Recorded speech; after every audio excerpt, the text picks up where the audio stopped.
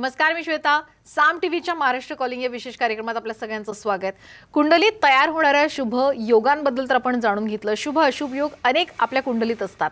आज आपण चांडाळ योगाबद्दल जाणून घेणार आहोत आणि आपल्याला मार्गदर्शन करण्यासाठी आज आपल्यासोबत स्टुडिओमध्ये आहेत सुप्रसिद्ध राजज्योतिष यांत्रिक श्री माधव गुरुजी. चला आपण गुरुजींचं स्वागत करूया. नमस्कार गुरुजी. खूप खूप साईराम. आदेश. आपण चर्चा करणार आहोतच, पण याआधी गुरुजींची ओळख मी आपल्याला करून देऊ इच्छिते. श्री माधव गुरुजी यांनी शुक्राचार्य ॲस्ट्रोलॉजी सेंटर दिल्ली मार्फत त्यांनी ज्योतिषशास्त्राचा विविध शाखांचा तब्बल 16 वर्षांचा अभ्यासक्रम पूर्ण करून राजज्योतिष यांत्रिक ही पदवी संपादित केली आहे. एक गोष्ट आवर्जून मला इथे नमूद करायची आहे, ती म्हणजे हा प्रदीर्घ अभ्यासक्रम पूर्ण केलेले महाराष्ट्रामध्ये आजच्या घडीला फक्त 7 जण आहेत आणि श्री माधव गुरुजी हे त्यापैकीच एक आहेत. श्री माधव गुरुजी हे रायगड जिल्ह्यातील असून त्यांच्या घराण्याला ज्योतिष विद्याशास्त्राची 7 पिढ्यांची परंपरा आहे आणि श्री माधव गुरुजी हे 7वे वंशज असून हे कार्य आणि घराण्याची ज्योतिषशास्त्राची परंपरा ते खूप छान पद्धतीने पुढे चालवतात. तसंच श्री माधव गुरुजी हे कायद्याचे पदवीधर सुद्धा आहेत. प्रतिभा ॲस्ट्रोलॉजी रिसर्च सेंटर हे पनवेल आणि दादर इथं स्थित असून श्री माधव गुरुजी या दोन्ही सेंटरमध्ये आपली सेवा पुरवत असतात. श्री माधव गुरुजी यांना भेटण्यासाठी आपण पनवेल या सेंटरवर सोमवार ते शुक्रवार तर प्रत्येक शनिवारी आणि रविवारी शिवाजी पार्क दादर इथं गुरुजींना भेटू शकतात. तसंच श्री माधव गुरुजी यांचं मार्गदर्शन पुण्यात सुद्धा आता तुम्हाला मिळणार आहे. नोव्हेंबर महिन्याच्या 28, 29, 30 या 3 दिवशी श्री माधव गुरुजी हे पुण्यामध्ये कन्सल्टेशनसाठी येत असतात. तर ज्यांना कोणाला माधव गुरुजींना भेटायचे त्यांनी खाली जो नंबर दिला त्यावर नक्कीच कॉल करा आणि आपली अपॉइंटमेंट सुद्धा बुक करू शकता. याशिवाय गिरनार यात्रा, दत्तपीठ, नर्मदा परिक्रमा, चारधाम यात्रा अशा धार्मिक यात्रा सुद्धा श्री माधव गुरुजी नियोजित करत असतात. तर याचा सुद्धा आपण लाभ घेऊ शकता. स्वतः श्री माधव गुरुजी यांच्यासोबत आध्यात्मिक साधनेसहित तुम्ही धार्मिक यात्रेचा लाभ घेऊ शकता. यासाठी खाली जो संपर्क क्रमांक दिलाय त्यावर नक्कीच संपर्क साधा. गुरुजींचं आणखीन एक वैशिष्ट्य ते म्हणजे गुरुजींचं राधेय फाउंडेशन नावाची एक बहुउद्देशीय ट्रस्ट आहे. तसंच गुरुजींचं शिक्षण क्षेत्रात सुद्धा योगदान आहे. बाबा इंटरनॅशनल नावाची CBSE स्कूल ही कर्जत इथे आहे. गुरुजी त्याचे प्रेसिडेंट सुद्धा आहेत. चला तर मग आपण चर्चेला सुरुवात करूया. चांडाळ योग हा आपला आजचा विषय आहे. गुरुजी, खरं तर या नावावरनच खूप काहीतरी भयंकर योग आहे का असं वाटतंय. तर मुळात हा चांडाळ योग म्हणजे काय आणि या चांडाळ योगाची मुख्य पीठिका काय आहे मला सांगाल? मॅडम, चांडाळ योग जसं तुम्ही म्हटलं की नाव ऐकलं कीच लक्षात येतं की हा योग शुभ 100% नसेल, की याच्यामध्ये अशुभच असेल. आणि ॲस्ट्रॉलॉजीमध्ये एकूण 842 योग होतात. म्हणजे कुठलीही कुंडलीमध्ये जितके काही ग्रहांची रचना येते किंवा लग्नस्थानाप्रमाणे कुठली कुंडलीमध्ये स्थानं येतात तर त्याच्यामध्ये 842 योग होतात. त्या 842 योगामध्ये 342 योग हे अशुभ आहेत आणि 500 योग हे शुभ आहेत. म्हणजे की त्याच्यामध्ये काही ना काही छोटी ना छोटी गोष्ट जरी असली तरी ती शुभकारक आहे. आणि 342 योग जे अशुभकारक आहेत त्याच्यामध्ये हा योग येतो, याला चांडाळ योग बोलतात. याचा स्लोगन असा येतो, विनाशकाले विपरीत बुद्धी. म्हणजे ज्या वेळेला माणसाचा विनाश व्हायचा वेळ येते त्याच्या वेळेला हा योग पूर्णपणे ॲक्टिव्ह होतो आणि त्याच्यामध्ये माणसाचा विनाश होतो.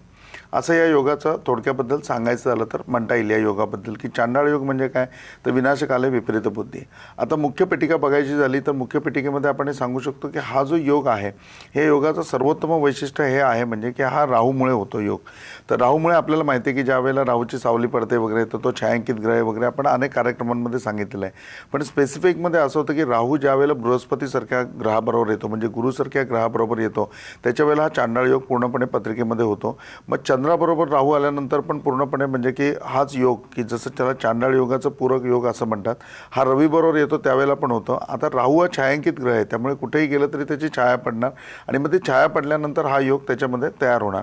आणि हा योग प्रत्येक माणसाच्या पत्रिकेमध्ये म्हणजे की जर अशा प्रकारची त्याची ग्रहरचना असेल किंवा राहू जर यांच्याबरोबर असेल तर मग त्या माणसांच्या पत्रिकेमध्ये हा योग होतो. आणि याच्यामध्ये विशेष हे सांगायचं झालं तर हा योग असा असतो की हा वयाच्या कुठल्याही वर्षी ॲक्टिव्ह होतो. म्हणजे जनरली 1 ते 10 फर्स्ट इयर ते 10 इयर्सपर्यंत पण मुलांच्या आयुष्यामध्ये येऊ शकतो. हा 10 ते 20मध्ये येऊ शकतो, 30 ते 40मध्ये येऊ शकतो, 50 ते 60मध्ये येऊ शकतो. आणि प्रत्येक वेळेला याचं स्वरूप जे असतं ते वेगळं असतं. म्हणजे या योगाच्या बाबतीत तुम्ही हे नाही सांगू शकत की चांडाळ योग आहे तर चांडाळ योग त्याच्या पत्रिकेमध्ये आला तर ह्याच गोष्टी होतील. म्हणजे त्याचं स्वरूप प्रत्येक वेळेला त्याच्या स्थानानुसार त्याच्या ग्रहामध्ये कुठल्या ग्रहाबरोबर युती होते आणि कुठल्या स्थानामध्ये होते त्याच्यामध्ये ती भयंकर स्थिती राहते. पण नॉर्मली हा इतका भयानक योग आहे ना म्हणजे की हा योग ज्या वेळेला येतो त्यावेळेला माणसाला दुर्बुद्धी सुचते. दुर्बुद्धी सुचते म्हणजे अशा कुठल्या तरी तो गोष्टी करतो की ज्या त्याला सुटेबल नाही आहेत. म्हणजे की तो सज्जन आहे परंतु मध्येच तो कुठेतरी व्यसनी बनेल. तर 100% त्याच्या पत्रिकेमध्ये चांडाळ योग आहे. असं आहे की त्याचं व्यवस्थित संसार सगळं चालू आहे आणि मग त्याच्यामध्ये एखादी गोष्ट रिपीटेड त्याच्या लाईफमध्ये पुन्हा नव्याने सुरू होते त्याच्यामुळे त्याच्या लाईफमध्ये प्रॉब्लेम निर्माण होत आहेत. तर या सगळ्या गोष्टी ह्या मुख्य पीठिकामध्ये येतात की या योगामुळे या सगळ्या गोष्टी होऊ शकतात. आत्ताच्या याच्यामध्ये ना रिसेंटमध्ये मॅडम चांडाळ योग जर समजून घ्यायचा असेल आणि त्याची मुख्य पीठिका समजून घ्यायची असेल तर आत्ता ह्या महिन्याभरामध्ये ना जवळजवळ 10 केस अशा समोर आल्या बघण्यात महिन्यामध्ये की ज्याच्यामध्ये वयोमर्यादा आहे 9 ते 10, म्हणजे 8, 9, 10 या 3 वयोगटातली मुलं आहेत आणि ती मुलं अचानकपणे घरातून निघून गेली. म्हणजे घरातून निघून गेली, घर सोडून निघून गेली. आता नॉर्मली पॅरेंट्स आणि पाल्य यांच्यामध्ये होतच असतं म्हणजे थोडंफार असं की मुलाला शिस्त लावण्याच्या निमित्ताने पॅरेंट्स काय ना काय मुलाला बोलतात. म्हणजे त्याच्यामध्ये भावना हीच असते की त्याच्यामध्ये सुधारणा व्हावी किंवा त्याला व्यवस्थित डिसिप्लिन असावं या गोष्टीमध्ये, परंतु त्याचा विपरीत परिणाम होतो की मुलं घर सोडून जातात. ह्याच्यामध्ये ना 2 केस आपण याच्यामध्ये बघू. तर एक पाठीमागच्या म्हणजे की आता त्याला 10 दिवस झाले असतील जास्तीत जास्त. त्या 10 दिवसामध्ये असं आलं की ते म्हणजे नॉन महाराष्ट्रीयन फॅमिली होती, कॉस्मो इंडियन होते आणि त्यांनी सहज ते आले आणि मला म्हणले की मला पत्रिका बघायची आहे म्हणून किंवा मला काही विचारायचं आहे. तर मग ते आले, भेटले वगैरे. मग त्यांची ज्यावेळेला प्रश्नकुंडली मांडली तर त्याच्यामध्ये असं काहीच नव्हतं. म्हणजे सगळं जे वृत्तांत होता तो सविस्तर असा आणि वितरित होता, म्हणजे की त्यांच्या पर्सनल लाईफबद्दल काय नव्हतं. तर म्हटलं तुम्हाला काय विचारायचं आहे, कारण याच्यामध्ये सगळा जो विवरण येतं ते सगळं विवरण वेगळं येतं आहे म्हणून. तर ते म्हटलं की आमच्या घरामध्ये कॅट होती, म्हणजे पर्शियन कॅट मी पाळत होतो आणि ती कॅट आहे ती अचानक तिने तिचं डेथ झालं काल आणि ती आमच्या घरामध्ये जवळजवळ वर्षभर होती. ते लहान पिल्लू स्वरूपाचंच आहे म्हणजे, पण अशी जाण्यासारखी ती नव्हती, म्हणजे ती गेली म्हणून. तर मी म्हटलं ती मेली का मारली गेली? तर ते म्हणले की तिची एकंदर बॉडी बघितल्यानंतर असं वाटलं की ती मारली गेली म्हणजे, पण मारणारं दुसरं कोण आहे म्हणजे. आणि त्यावेळेला एक्झॅक्ट प्रश्नकुंडली मांडली. तर म्हणजे तुमच्या घरामध्ये 4 जण आहेत. ते बोलले मी धरून 4 जण आहे. तर मी म्हटलं तुमचा मुलगा किती वर्षाचा आहे? तर म्हणले 9 पूर्ण होऊन 10 रनिंग आहे म्हणून. तर त्या प्रश्नकुंडलीमध्ये होतं की तुमच्या मुलांनी ती कॅट मारली म्हणून, तुमच्या मुलांनी ती कॅट मारली म्हणून. तर थोडंसं त्यांना ऐकून कसं तरी वाटलं. ते म्हणले हां त्याला ती कॅट आवडत नाही फारशी म्हणून, आणि त्या कॅटला पण तो आवडत नाही. म्हणजे की तो सोफ्यावर येऊन बसला तर ती कॅट उठून निघून जाते वगैरे याप्रमाणे, की त्यांच्या दोघांचं चालूच असतं. पण तो असं वागण्यातला नाही गुरुजी म्हणून. आणि त्याचं मी त्यांना म्हटलं की त्याचं आता 9 संपून 10 चालू आहे ना, तर तो घर सोडून जाईल म्हणजे तुम्ही प्रिकॉशन घ्या त्यावरती किंवा थोडं ऑब्झर्वमध्ये राहा म्हणून. तर म्हणले नाही म्हणून, हे तुम्ही वेगळंच सांगताय म्हणून, काहीतरी तशातला नाही आहे म्हणून तो. तर म्हटलं ठीक आहे. पण त्यांनी घरी गेले आणि लिटरली त्याच्यानंतर 5 दिवस उलटले असतील. 5 दिवसांनी त्यांनी फोन केला की तो घर सोडून गेला आहे म्हणून. आणि मी पूर्ण छानबीन केली त्यावेळेला हे क्लिअर आहे म्हणजे की मांजर त्यांनीच मारलेलं होतं. म्हणजे तुमच्या दोन्ही गोष्टी खऱ्या होत्या. आता फक्त मला सांगा की तो कुठे भेटेल? त्याला म्हटलं तुम्ही काही टेन्शन घेऊ नका, 3 तासामध्ये तर तुम्हाला मिळेल म्हणजे, आणि 3 तासात भेटेल तुम्हाला. तुम्ही स्टेशनच्या रेल्वे स्टेशनच्या आसपास त्याला बघा म्हणजे. आणि मग रेल्वे स्टेशनच्या आसपास ते फिरत असताना खरोखरी 2.5-3 तासामध्ये तो भेटला म्हणजे त्यांना. मग त्याला घरी घेऊन वगैरे आले आणि मग ते सविस्तर भेटायला आले. त्यावेळेला ते मला म्हणले की असं का झालं किंवा तुम्ही एवढं शुअरली कसं सांगितलं? त्यावेळेला मी त्यांना सांगितलं की ज्यावेळेला अशी एखादी घटना घडते तर त्याच्या पत्रिकेमध्ये 100% चांडाळ योग असेल, आणि चांडाळ योग त्याच्या पत्रिकेमध्ये असेल तर नेक्स्ट स्टेप हीच असेल म्हणजे की तो घर सोडून जाईल वगैरे. म्हणजे अशा दुर्बुद्धी याच्यामध्ये सुचतात म्हणजे पूर्णपणे. आणि मग ते सगळं जाणून घेतल्यानंतर ते म्हणले की मी ज्यावेळेला म्हणजे घरी गेलो आणि CCTV फुटेज मी चेक केला त्यावेळेला मांजर बाहेर गेलेली बघितली. त्याच्यानंतर हा बाहेर जाऊन मांजरीला आतमध्ये घेऊन आला. त्याच्यानंतर मग यांनी मांजरीची मान मुरगळली आणि मग तिची डेड बॉडी तो एका पिशवीत लपवून बाहेर ठेवून आला. हे सगळं CCTVमध्ये तो आतमधून बाहेर जाताना एवढं क्लिअर त्यांनी बघितलं. आणि मग त्याच्या आईने त्याला खूप फायर केलं. त्यावेळेला त्यांनी कबूल केलं की हो मी मांजर मारली. आणि मग ते सगळं रात्री त्याचं झालं थोडासा इंटरव्ह्यू की त्याच्या आईने घेतला आणि दुसऱ्या दिवशी सकाळी तो घर सोडून निघून गेला होता ज्यावेळेला त्यांनी मला फोन केला. आणि मग 3 तासांनी तो भेटला. तर मग ते भेटल्याच्या नंतर ते म्हणले की असं का निर्माण झालं असेल की आमच्या घरी तर एवढे चांगले संस्कार आहेत. त्यावेळेला मी त्यांना म्हटलं की नाही, म्हणून संस्कार जरी चांगले असले तरी याच्या पत्रिकेमध्ये हा चांडाळ योग आहे आणि हा योग येतो तो त्याला असं वागेल म्हणजे. आणि तरी पण तुम्ही एकदा त्याचा मोबाईल चेक करा म्हणजे त्याच्या मोबाईलवरनं तुम्हाला एक्झॅक्टली उत्तर मिळेल. तर त्याच्या मोबाईलमध्ये त्याने एक गेम डाउनलोड केला आहे, ज्या गेममध्ये एक चॅलेंज असतं. तर पहिलं चॅलेंज होतं की तुमच्या घरातली अनमोल एखादी वस्तू तुम्ही चोरायची आणि ती काय त्याचं म्हणजे विल्हेवाट लावायची. त्याच्यानंतर सेकंड असेच एक स्टेप होते. थर्ड स्टेप त्याच्यामध्ये ती होती की तुमच्या घरामधला कुठला आवडीचा प्राणी पक्षी असेल त्याला तुम्ही मारायचं आणि ते सस्पेन्स ठेवून तुम्ही त्याचं अशी बॉडी भेटली असं दाखवायचं. तर ते त्यांनी केलं. आणि 4थ्या स्टेप होती की त्यांनी घरातून निघून जायचं. त्या 4थ्या स्टेपला तो होता, त्यांनी घर सोडलेलं होतं. मग ते एवढे घाबरले ते सगळं बघून झाल्याच्या नंतर. ते म्हणतात की ह्याला अशी म्हणजे विपरीत बुद्धी का करते, असं काय याच्यामध्ये होतं आहे. अशी एक प्रकारची म्हणजे धरले आपण तर आमच्या फॅमिलीमध्ये असं कुणाचं नेचर नाही, मग याचं असं का होतं आहे. तर सांगितलं की याच्या पत्रिकेमध्ये चांडाळ योग आहे. आणि सेम केस म्हणजे की अगदी परवाच्या याच्यामध्ये माझ्या क्लोज रिलेशनमध्ये म्हणजे माझे खूप क्लोज क्लायंट म्हणण्यापेक्षा फॅमिली रिलेशनमध्ये त्यांचा मुलगा नॉर्मल असं तुतू मेमे मम्मी पप्पाचं झालं त्याच्या बाबतीमध्ये. तर तो घर सोडून निघून गेला. आणि त्यांचा फोन 8:15 वाजता की तो मिळत नाही आहे आणि तो कुठे हरवला आहे वगैरे येते देते. काही काळजी करू नका, 11:15पर्यंत भेटेल म्हणून. आणि तुम्ही रेल्वे स्टेशनच्या आसपास बघा तर खांदा कॉलनी पोलीस स्टेशनमधून फोन आला की हां तो इथे भेटला आहे म्हणून, तुम्ही या घ्यायला. मग ते घ्यायला गेले. तर मग ह्या म्हणजे 10 वर्षाच्या मुलामध्ये एवढं कुठनं चॅलेंज येतं किंवा एवढी त्यांची मनोवृत्ती कशी होते की एवढा विपरीत विचार ते कसा करतात. त्याला कारण हा चांडाळ योग की 1 ते 10 वयोगटामध्ये ज्यावेळेला येतो त्यावेळेला त्यांना अशाच सगळ्या गोष्टी सुचतात की ज्याच्यामुळे त्यांच्या अख्ख्या लाईफवरती त्याचे विपरीत परिणाम होऊ शकतात. इतका भयानक हा योग आहे. आता या चांडाळ योगाविषयी तुम्ही सांगता, आतापर्यंत अनेक विविध योग आपण पाहिले, तर हे योग आणि करण याचा मानवी जीवनावर नेमका कसा काय याचा संबंध हे जाणून घ्यायचं आहे आणि मग त्याचा कोणता आणि कसा विपरीत परिणाम होतो हेही तुम्ही आम्हाला सांगाल का, आणि मग ते ओळखायचं पण कसं? खूप चांगला प्रश्न विचारला तुम्ही. कारण योगामध्ये कसं आहे बघा, 842 योग आहेत ना, हे ॲस्ट्रॉलॉजीचे आहेत, म्हणजे ॲस्ट्रॉलॉजीमध्ये होतात. म्हणजे सूक्ष्मतम आपण बघितलं तर चांडाळ योगामध्ये जवळजवळ 9 प्रकारचे चांडाळ योग होतात. पण त्याच वेळेला योग आणि करण हा पूर्णपणे वेगळा टॉपिक आहे. म्हणजे योग आणि करण हे पंचांगानुसार होतात. तर पंचांगाचं मेन अंग काय आहे की ज्याच्यामध्ये योग असणार आहे, त्याच्यामध्ये करण असणार आहे, त्याच्यानंतर मग नक्षत्र असणार आहे, तिथी असणार आहे आणि वार असणार आहे. म्हणजे या 5ही गोष्टींचं मिळून पंचांग आहे. मग त्या पंचांगामध्ये जन्मतः तुमचे 27 योग असतात. ज्या 27 मधला कुठला तरी योग तुमच्या वाट्याला येतो. ह्याच्यामध्ये 9 पुन्हा अशुभ योग आहेत आणि बाकीचे शुभ योग आहेत. म्हणजे आणि करणाच्या बाबतीमध्ये करण हा जो प्रकार येतो त्याच्यामध्ये 60 करण येतात. त्याच्यामधली म्हणजे की 11 करण आहेत ही पूर्णपणे म्हणजे की वाईट आहेत, अशुभ आहेत आणि बाकीची सगळी शुभमध्ये येतात. म्हणजे तर मग त्याच्यामध्ये व्यतिपात नावाचा योग येतो, गंड नावाचा योग येतो, शूलगंड नावाचा येतो, व्याघ्रत नावाचा योग येतो, व्यतिपात नावाचा योग येतो. तर हे सगळे योग जे आहेत ते अशुभ योग आहेत. आणि करणमध्ये म्हणजे की असे 11 अशुभ करण आहेत. त्याच्यामध्ये एक विष्टी नावाचं करण येतं. तर विष्टी बोले तर लॅट्रिन, म्हणजे तर तुमचं विष्टी करणावरती जन्म असेल तर तुम्ही जी गोष्ट कराल ना त्या गोष्टीमध्ये यशच मिळत नाही. म्हणजे की सगळं लॅट्रिन की फुकटच जातं तुम्ही केलेलं. म्हणजे किती मेहनत तुम्ही करा, असं होतं की तुम्ही ती सगळी शो ऑफ करणार आहे आणि त्याच वेळेला असं काहीतरी झालं की ते संपूर्ण पाणीमूल झालं की त्याचा काही उपयोग झाला नाही. तर असं ज्या वेळेला लाईफमध्ये वारंवार होतं त्याच्यावेळेला तुमच्या करण शांती किंवा करणाच्या बाबतीमधला जो पार्ट आहे तो तुम्ही विचारामध्ये घेतला पाहिजे. तर विष्टीकरण हे त्याच्यामध्ये येतं. आणि योगामध्ये या 27 मधले हे जर 9 योग असतील तर ते अशुभ आहेत. पण हे ॲस्ट्रॉलॉजीमधले 842 ते याच्या व्यतिरिक्त आहेत आणि हे योग आहेत ते पण पुन्हा वेगळे आहेत. तर तुमच्या बाबतीमध्ये असं होत असेल की एखादी गोष्ट तुम्ही वारंवार करताय आणि त्याच्यामध्ये सक्सेस होत नाही, तुमची मेहनत होते, तुम्हाला सगळं पाठबळ मिळतं आहे, तुमची ती वस्तू रेडी पण होते, पण ज्या वेळेला त्याचं म्हणजे की पूर्णपणे तुम्हाला त्याच्याबद्दल गौरवणं पाहिजे किंवा त्याचा बेनिफिट तुम्हाला मिळालं पाहिजे किंवा तुम्ही सक्सेस व्हायला पाहिजे, त्या मोमेंटला त्याची झिरो होत असेल म्हणजे लॅट्रिन होत असेल तर 100% तुम्हाला विष्टीकरण योग आहे. तुम्ही तो समजून घेतला पाहिजे आणि त्याच्यावरती शांती करायला पाहिजे. आता याच्या व्यतिरिक्त दुसरं सोपं तुम्ही विचारलं की हे योग हातावर असतील तर कसे, म्हणजे तुमच्या बाबतीत असतील तर कसे ओळखायचे. तर अशा जर विपरीत बुद्धी तुम्हाला सुचत असतील तर 100% तुम्ही चांडाळ योग आहे की नाही ते 100% खात्री करून घेऊ शकता, कारण तुम्हाला आता विपरीत योग समजला. पण याच्या व्यतिरिक्त योग आणि करणमध्ये जर काही मिस्टेक असेल म्हणजे तर ती तुमच्या हातावर सुद्धा शो ऑफ होत आहे. आता पुन्हा आपल्याला प्रेक्षकांना सांगावं लागेल की लेडीज असेल तर तुम्ही लेफ्ट हँड बघा, जेंट्स असेल तर तुम्ही राईट हँड बघा. आणि या लेफ्ट आणि राईट हँड या दोन्हीमध्ये म्हणजे की लेडीज लेफ्टवर जेंट्स राईटवर बघताना तुमचा हा जो पहिलं बोट आहे याला आपण तर्जनी असं म्हणतो, अंगठ्याच्या बाजूचं बोट आहे.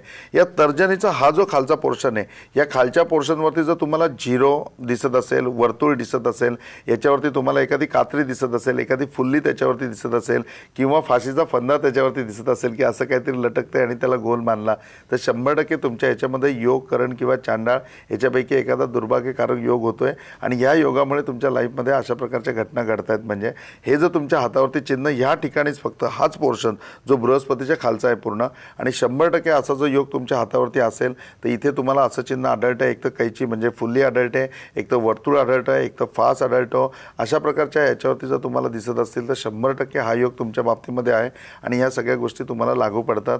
तुम्ही 100% याच्यावरती उपाय जाणून घेतला पाहिजे किंवा ॲस्ट्रॉलॉजीमध्ये येऊन खात्री करून घ्यायला पाहिजे की खरोखर हा योग असाच आहे ना आणि तुमच्या जीवनामध्ये तो कधी ॲक्टिवेट होतो आहे. आणि ज्यावेळेला तो तुम्हाला समजेल की ह्या वेळेला तो तुमच्या जीवनामध्ये ॲक्टिवेट होणार आहे त्याच्या अगोदरच त्याचा उपाय जाणून घेतला, त्याच्या अगोदरच त्याच्यावरती पूर्णपणे तुम्ही सोल्युशन घेतलं किंवा प्रिकॉशन तुम्ही पूर्णपणे घेतली तर 100% त्याचा त्रास कमी होऊ शकतो. म्हणजे 100%च्या ऐवजी तुम्हाला 10% भोगावे लागू शकतं, पण माहिती करून घेतली तर आणि त्याच्यावर उपाय करून घेतले तर.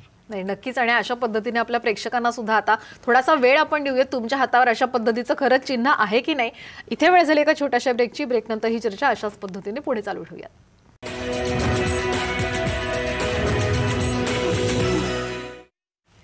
ब्रेकनंतर आपल्या सगळ्यांचं स्वागत. चांडाळ योग या विषयी आज आपण चर्चा करतो आणि आपल्याला मार्गदर्शन करण्यासाठी सुप्रसिद्ध राजज्योतिष तांत्रिक श्री माधव गुरुजी आहेत. आपण चांडाळ योगाविषयी जाणून घेतो. तर या चांडाळ योगाचं मानवी जीवनावर नेमके कोणते आणि कशा पद्धतीचे दुष्परिणाम होतात? दुष्परिणाम म्हणजे की आपला जसा स्लोगनच आहे हा चांडाळ योगाचा की विनाशकाले विपरीत बुद्धी. तर जसं आपण 1 ते 10 मध्ये बघितलं की पहिल्या त्या 10 वर्षा वयोगटामध्ये हा प्रॉब्लेम येतो की ते लोक घर सोडून वगैरे जातात. मग 10 ते 20 मध्ये ज्यावेळेला होतं ना त्यावेळेला म्हणजे की जसं असतं की मुलगी असेल किंवा मुलगा असेल तरी ते जवानीमध्ये आलेले असतात म्हणजे आणि मग त्या यौवन अवस्थेमध्ये त्यांना जर फ्रेंड सर्कल खराब मिळालं तर पूर्ण त्यांच्या आयुष्याची वाट लागू शकते. तर त्याच्यामध्ये प्रॉपरली तुम्ही बघाल ना तर 13-14 मध्ये हा स्टार्ट होतो योग की चांडाळ योग ॲक्टिवेट होतो. तर चांडाळ योग ॲक्टिवेट झाला त्या वयोगटामध्ये त्या दशकामध्ये, तर त्यांना शाळेतून रिस्ट्रिकेट करावं लागतं. रिस्ट्रिकेट होतात ते शाळेमधनं. त्याच्यानंतर असं असतं की सगळे मित्र एकत्र आले आणि सगळ्यांनी मिळून प्लॅनिंग केलं की पार्टी करायची. मग ते एका मित्राने घरनं वडिलांच्या पाकिटातून पैसे चोरून आणले आणि मग त्याच्यामधनं पार्टी केली. मग त्याच्यानंतर ते पाकिट चोरीला गेले, ते उघडकीला आलं. मग पोलीस कंप्लेंट झाली. मग यांना सगळ्यांना आतमध्ये टाकले. अशा सगळ्या गोष्टी होऊ शकतात. आणि वारंवार पोलीस स्टेशन म्हणजे की वारंवार त्यांच्या हातून गुन्हे घडत राहतात आणि ते गुन्हे घडत राहिल्यामुळे पोलीस स्टेशनची वारी ते करत राहतात. म्हणजे 17 ते 18 ज्यावेळेला चांडाळ योग होतो मुलाच्या बाबतीमध्ये, त्याच्या वेळेला 100% त्याच्या वयाच्या म्हणजे की सेम गटामधल्या कुठल्या तरी मुलीच्या बाबतीमध्ये प्रॉब्लेम होतो की तिची काही छेडछाड काढली किंवा तिला पळून नेण्याकरता प्रवृत्त केलं वगैरे अशा काही. तर अशा स्वरूपाच्या केसेस, विनयभंगाच्या केसेस हे 100% त्याच्यावरती लागू शकतात. आणि क्लिअरली आम्ही त्यावेळेला सांगतो की असे जर प्रकारचा योग असेल तर तुमच्या मुलाला किंवा तुमच्या मुलीला भविष्य बघायला घेऊन या आणि त्यांना पूर्णपणे जाणीव करून देतो. मग त्यावेळेला सांगताना त्यांना थोडं पॉझिटिव्हली सांगावं लागतं की तुझी पत्रिका खूप चांगली आहे, पुढे तुझ्या लाईफमध्ये असं असं आहे. आणि खरोखरी तसं असतं म्हणजे. पण हा योग टळल्यानंतर, हा योग टळेस्तोवर म्हणजे असं असतं की अख्खा लाईफ त्याच्यामध्ये स्पॉईल होऊन जातं. कारण कुणालाही जर त्याच्यामध्ये गेला, तो विनयभंगासारख्या केसमध्ये आतमध्ये गेला आणि जर आतमध्ये राहिला पोलीस स्टेशनमध्ये किंवा लॉकअपमध्ये, तर मग त्याची मनस्थिती पूर्णपणे बिघडते. मग आतमध्ये गेल्यानंतर त्या चांडाळ योगामध्ये त्याला आतली संगती तशीच भेटते की तो तिथे गेल्यानंतर एक फक्त म्हणजे त्याच्या हातून गुन्हा घडलेला असतो, तो इनोसंट असतो. पण आतमध्ये गेल्यानंतर त्याला अशी संगती भेटते की त्या संगतीमुळे पूर्णपणे तो अटल गुन्हेगार होतो आणि मग योग सिद्ध होतो. तर 20 वर्षापर्यंत हा प्रॉब्लेम होतो. पुढे 30 वयोगटामध्ये ज्यावेळेला ते असतं, त्याला 30 वयोगटामध्ये असं असतं की माणसाच्या ह्याच्यामध्ये म्हणजे त्याला नोकरी वगैरे सगळं चांगलं आहे, सगळं त्याचं व्यवस्थित चाललं आहे. पण सडनली त्याला एखादी ऑफर आली की बाबा तू 20,000 रुपये इन्व्हेस्ट कर. ते 20,000 रुपये इन्व्हेस्ट केलेस तर तुला 3 महिन्यामध्ये त्याचे डबल पैसे मिळतील किंवा 2.5 पैसे मिळतील. आता मग त्या लोभापोटी त्यांनी 20,000 रुपये टाकलेत. मग त्याने आजूबाजूला कळवलं. मग त्याच्या सोसायटीमधल्या सगळ्या लोकांनी सांगितलं, अरे आमचे पण पैसे तू इन्व्हेस्ट कर म्हणून. मग कोणी 20,000 दिले, कोणी 50,000 दिले, कोणी 40,000 रुपये दिले. यांनी पण सगळ्यांचे पैसे घेतले आणि त्याच्याबरोबर इन्व्हेस्ट केले. आता इन्व्हेस्ट करून झाल्याच्या नंतर ज्याला त्याला माहिती होतं 3 महिन्यांनी 2.5 पट पैसे मिळणार आहेत, 3 महिन्यानंतर असे काय 2.5 पट पैसे कुठे मिळणार आहेत का, या सगळ्या ऑफर अशाच असतात. म्हणजे मग त्याच्यामध्ये ज्यांनी पैसे घेतलेले होते तो पळून गेला. मग पळून गेल्यानंतर लोक याला क्लेम करायला लागले. म्हणजे 3 महिने लोक याचा एवढा रुबाब सहन करत होते की पार लोकांनी याला विश्वामित्र केलं होतं की अरे आमच्या सोसायटीमधला विश्वामित्र आहे आणि असं आहे आणि तसं आहे. आणि ज्यावेळेला 3 महिन्यानंतर एक आठवडा जायला लागला तसं लोक त्याच्याकडे पैसे मागायला लागले. मग याच्याकडे पैसे परत द्यायला नाही. मग लोक त्याच्यावरती आरोप करून पोलीस स्टेशनपर्यंत मॅटर गेला. इतकं प्रकरण वाढलं की त्याच्यामध्ये त्याची नोकरी गेली. शेवटी त्याचं राहतं घर त्याला 55 लाखाला विकायला लागलं. त्या 55 लाखामधले 45 लाख रुपये त्यांना रिटर्न करून टाकले. रिटर्न करून टाकल्याच्यानंतर 10 लाख रुपये उरल्यानंतर या माणसाने काय करायला पाहिजे की एवढं शहाणपण आल्याच्यानंतर तर हे सगळे पैसे रिकवर करण्याकरता 10 लाख रुपये पुन्हा त्यांनी त्याच स्कीममध्ये इन्व्हेस्ट केले. म्हणजे ही जर एवढी बुद्धी म्हणजे एखाद्या गोष्टीचा तुम्हाला पूर्णपणे अनुभव आल्याच्यानंतर पुन्हा तुमच्या हातून ती चूक होते, तर मग ती चूक तुम्ही करत नाही आहे. म्हणजे तुमच्यावरती 100% हा योग आहे आणि त्या योगाच्या माध्यमातून ती चूक होते. 40 ते 50च्या वयोगटामध्ये ज्यावेळेला जातो त्यावेळेला हा योग अजून भयानक होतो आणि हा पुरुष आणि स्त्रिया दोघांच्या बाबतीमध्ये 100% असू शकतो. त्याच्यामध्ये त्यावेळेला जसं एक्स्ट्रा मॅरेज अफेअर किंवा बाबा त्यांचा संसार खूप चांगला चालला आहे, अगदी दृष्ट लागावी असा संसार आहे, सोन्याचा संसार आहे. आणि त्याच्यामध्ये असं होतं आहे की कुठेतरी त्याचं मन दुसरीकडे डायव्हर्ट झालं आहे किंवा त्याच्या मिसेसचं डायव्हर्ट झालं आहे आणि मग त्याच्यामुळे येणार आहे म्हणजे की त्याच्यामध्ये एखादी त्याची मैत्रीण आहे आणि त्याच्यामध्ये तो खूप क्लोज रिलेशनमध्ये गेला आहे, पण त्याच्यामुळे पर्सनल लाईफमध्ये पूर्णपणे डिस्टर्बन्सेस आला आहे. इतकी वेळ आली की आता मुलं वगैरे सगळी वेगळी झालेली आहेत, मुलं आणि बायको वेगळी राहायला लागली आणि 50मध्ये हा वेगळा झाला पूर्णपणे. ह्याच्या व्यतिरिक्त असंही होतं की बा 40-50च्या मध्ये असताना त्याची अचानकपणे पत्नी वारते. पत्नीचं निधन होतं, काहीतरी तिला आजार होता, कॅन्सर वगैरे होता. त्यांनी खूप चांगली व्यवस्था केली, खूप चांगली तिची म्हणजे शुश्रूषा ठेवली, परंतु ती नाही वाचली, ती गेली. म्हणजे तर ती गेल्याच्या नंतर मग आता संपूर्ण समाज त्याला सांगतो की दुसरं लग्न कर आणि दुसरं लग्न करत असताना हा पुन्हा लग्न करतोय. ती 20-22 वर्षाची कुठेतरी मुलगी आहे. मग त्याचा मुलं म्हणजे की आज ज्यावेळेला 50चा माणूस येतो त्याच्या घरामध्ये तेव्हा वयाचा मुलगा आहे, ज्या वयाच्या मुलीबरोबर तो लग्न करतोय आणि मग अशी मुलगी लग्न करून घरी आल्याच्या नंतर बुडली सुरलेली जी वाता आहे ती पण त्याच्यामध्ये त्याची होणार आहे. मग असा प्रश्न पडतो की त्या माणसालाही बुद्धी नाही का करताना, त्याची बुद्धी कुठे म्हणजे की शेण खायला गेली का की अशा गोष्टी घडत असताना असं नॉर्मली आपल्या मनामध्ये येतं किंवा चीड निर्माण होते. परंतु प्रॅक्टिकल बघाल तर हा योगच असा आहे चांडाळ योग की तो ते सगळं करायला लावतो आणि त्याच्याप्रमाणे करतो आणि माणूस त्याच्यामध्ये पूर्ण संपून जातो. म्हणजे विनाश काळ म्हणजे की विनाशच त्याच्यामध्ये पूर्णपणे होतो की त्याच्यामध्ये काही शिल्लक राहत नाही. फक्त एक गोष्ट आहे की ह्या गोष्टीच्या ह्याच्यामध्ये हा चांडाळ योग तुमच्या पत्रिकेमध्ये आहे की नाही हे तुम्ही पहिलं समजून घ्यायला पाहिजे. आणि जर हा तुम्हाला समजायच्या अगोदर की तुमच्या वयोगटामध्ये हा वयाच्या 40व्या वर्षी येणार आहे, वयाच्या 30व्या वर्षी होणार आहे, त्याच्या अगोदर तुम्ही आले आणि ॲस्ट्रॉलॉजीमध्ये तुम्हाला हे समजलं की बाबा हा योग आहे, तर त्याच्यावर हमखास असे ॲस्ट्रॉलॉजीमध्ये उपाय आहेत की जे उपाय करून त्याच्यामध्ये पूर्णपणे तुम्ही मार्गदर्शन घेऊ शकता. त्या उपायांचा पूर्णपणे वापर करून झाल्याच्या नंतर ह्या दोषाची तीव्रता आहे ती तीव्रता पूर्णपणे कमी होऊ शकते, किंबहुना म्हणजे की अगदी 1% तुमच्या लाईफलाईल पण निघून जाईल. याच्या व्यतिरिक्त मॅडम असंही झालेलं आहे की 50 ते 60च्या वयोगटामध्ये ते चांगले ॲडव्होकेट आहेत, त्यांची चांगली परिस्थिती आहे आणि त्यांचं खूप चांगला नावलौकिक आहे. अशा व्यक्तीवरती विनयभंगाचे आरोप झाले. बरं, विनयभंगाचे आरोप झाले ते पण कोणी केले तर त्याच्या सुनेने केलेले आहेत. म्हणजे त्याच्या सुनेने त्याच्यावरती विनयभंगासारखे आरोप केलेले आहेत. तर मग अशी स्थिती ज्या वेळेला येते त्याच्या वेळेला त्या माणसाच्या बाबतीमध्ये प्रश्न पडतो की खरंच याच्या बाबतीत असं झालं असेल का, खरंच असा वागला असेल का, काय फक्त याच्यावरती आरोप झालेत. पण फॅक्ट ही असते की त्याच्या याच्यामध्ये चांडाळ योग आहे. तो असं वागला असेल किंवा नाही ही वाक्य गुलदस्त्यामध्ये आहे की असं तर झालंय किंवा नाही झालंय किंवा घडलंय किंवा नाही घडलंय, पण त्याच्यावरती आरोप होण्यामागे जो कारण आहे ते कारण 100% चांडाळ योग आहे. तर हा लाईफमध्ये कुठल्याही टप्प्यामध्ये ॲक्टिव्ह होऊ शकतो. तुम्ही खूप म्हणजे की पहिलं तर प्रिकॉशन घ्यायला पाहिजे आणि पहिलं तर तुम्ही पूर्णपणे जाणून घ्यायला पाहिजे की हा योग तुमच्या बाबतीत आहे का. आणि जाणून घेतल्यानंतर ॲस्ट्रॉलॉजीमध्ये याच्यावरती उपाय आहेत, ते उपाय पूर्णपणे केले पाहिजेत. तर 100% ह्याच्यापासून तुम्ही वाचू शकता. आता चांडाळ योगचे दुष्परिणाम तर तुम्ही सांगितले, पण हे योग, करण दोष किंवा चांडाळ योग या सगळ्यावर काही हमखास असा काही उपाय सांगता येतील का की शीघ्र फलदायी असतील? मॅडम, आपण अनेक एपिसोडमध्ये सांगतो की ॲस्ट्रॉलॉजीमध्ये तुम्ही आलेले आहात तर त्याच्यामागे 3च कारण आहेत. एक वासना आहे, पाप आहे आणि कर्म आहे. एक तर कर्माकरता जन्माला आले, पापाकरता जन्माला आले, नाही तर तुमच्या वासनेकरता जन्माला आले. तिन्ही जन्मामध्ये तिन्ही फॅक्टरमध्ये तुमचा जो काही उद्देश असेल, कर्माचा उद्देश असेल तर आपल्याला माहिती आहे की कर्माचा सिद्धांत आहे. कर्माचे दोष तुमच्याबरोबर आले असतील, तुम्ही पापाकरता जन्माला आलेले असतील तर ते पाप फेडायचे आहे, म्हणजे त्या पापाचे दोष तुमच्यामध्ये असतील. आणि तिसरी गोष्ट म्हणजे की वासना, त्या वासनामध्ये तर 100% तुमच्या वाटीमागे दुःखच येणार आहे. मग ह्या तिन्ही गोष्टी जन्माला येत असताना तुम्ही या कर्म, पाप किंवा वासनामध्ये आलेले असताना ते योगामध्ये बांधलेले आहेत. या 842 मधला कुठला तरी योग त्याच्यामध्ये बसणार किंवा या 60 पैकी एखादं करण, विष्टीकरण त्याच्यामध्ये बसणार की त्या गोष्टीचा तुम्हाला त्रास तुमच्या लाईफमध्ये 100% होणार आहे. पण याच्यामध्ये जर बिफोर तुम्ही जाणून घेतलं तर 100% त्याच्यावरती सोल्युशन पण मिळणार आहे. मग सोल्युशन याच्यामध्ये काय, आणि जे तुम्ही विचारलं की याच्यामध्ये हमखास सोल्युशन काय, तर कर्माचा दोष असो, वासनेचा दोष असो किंवा पापाचा दोष असो, ह्याच्यामध्ये पुण्य खूप महत्त्वाचं आहे की तुम्ही पुण्य करायला पाहिजे. आणि पुण्य जर तुम्हाला करायचं असेल किंवा पुण्य जर तुम्ही त्याच्यामध्ये पूर्णपणे उपभोगलं किंवा तुमच्या पुण्याचा पूर्णपणे साठा वाढला तर हे दोष तुमचे कमी होऊ शकतात, जाऊ शकतात, पोस्टपोन होऊ शकतात, हे तुमच्या लाईफमध्ये होऊ शकतं. आणि त्याच्यावरती जो तुम्ही हमखास उपाय म्हणला तर तो हमखास उपाय त्याच्यावरती पंचयाग येतात की जे माणसाने आयुष्यामध्ये एकदा तरी करावे. हे पंचयाग श्रेष्ठ याग येतात, ज्याच्यामध्ये शनी याग येतो, दत्तयाग येतो, गणेश याग येतो, महामृत्युंजय याग येतो आणि नवचंडी याग येतो. आणि हे 5ही याग माणसाने पंचयाग जर या संकल्पाने केले तर त्याच्याकडे इतकं पुण्य जमा होतं की याच्यातला कुठलाही दोष, कुठलाही योगाचा भाग त्याच्यामध्ये जन्माला आल्यापासून असेल आणि कुठल्याही वयोवर्षामध्ये तो ॲक्टिवेट होणार असेल किंवा विष्टीकरणसारखं एखादं करण आहे की जे त्याला जन्मल्यापासून मृत्यूपर्यंत त्रासच देणार आहे किंवा त्याच्या प्रत्येक गोष्टीचं लॅट्रिनच होणार आहे, तर हे दोष 100% या पंचयागाने निघून जातात. हमखास उपाय जर याच्यावरती विचाराल तर हमखास उपाय याच्यावरती पंचयाग हाच आहे. आपल्या यूट्यूब चॅनलवरती प्रतिभा ॲस्ट्रॉलॉजी रिसर्च सेंटर नावाने आपलं यूट्यूब चॅनल आहे. ह्याच्यामध्ये आपण मॅडम 15-15 मिनिटाचे सत्संग केलेले आहेत, ज्या सत्संगामध्ये तुम्हाला लक्षात येईल की तो सत्संग ऐकून सुद्धा की तुमच्याकडे दोष नक्की कुठला आहे किंवा तुमचा जन्म कशाकरता झाला आहे, कर्माकरता, वासनेकरता का पापाकरता. आणि ते एपिसोडच्या माध्यमातून तुम्हाला एवढं 100% केलं की ह्या कामाने तुमचा जन्म आहे.